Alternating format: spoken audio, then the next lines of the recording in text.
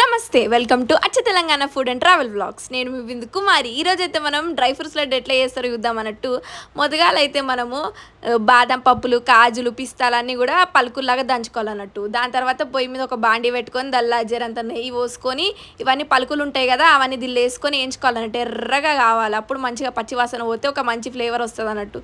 దాని తర్వాత అది గిన్నెలో వేసుకొని పక్కకు పెట్టుకోవాలన్నట్టు. ఇప్పుడు వేరే ప్రాసెస్ ఉంటుంది అన్నట్టు. దాని తర్వాత ఏం చేస్తావంటే నువ్వు ఇది హెల్త్కి మంచిది, అందుకనే మంచిగా చేసుకోవాలన్నట్టు. ఇప్పుడు మళ్ళీ నెయ్యి వేసుకొని దల్లా అవిసె గింజలు, జరంత తర్బూజా గింజలు అన్నీ కూడా వేయించుకోవాలన్నట్టు. ఇవన్నీ మన శరీరానికి మంచిగా ఉంటుంది అన్నట్టు. దాని తర్వాత కిస్మిస్లు, అంజీర్లు, ఇంకా ఖర్జూరాలు అవన్నీ మెత్తగా పేస్ట్ లాగా వేసుకోవాలన్నట్టు. అది దాంతోనే తీయదనం వస్తుంది, ఏ చక్కెర గిక్కెర మనం వాడొద్దు అన్నట్టు. ఇప్పుడు ఇవన్నీ కలుపుకున్నాం కదా, అవి చల్లారాలి. చల్లారిన తర్వాత ఏం చేస్తారంటే వీటిని మంచిగా కలిపి ఉండలలో చుట్టుకొని లడ్డూలు తయారైనట్టు. ఇక ఏముంది, మంచిగా రోజుకొకటి తింటే హెల్త్కి ఎంతో మంచిది. ఇది కంపల్సరీ అందరు తినాలి, మంచిగా ఉంటుంది.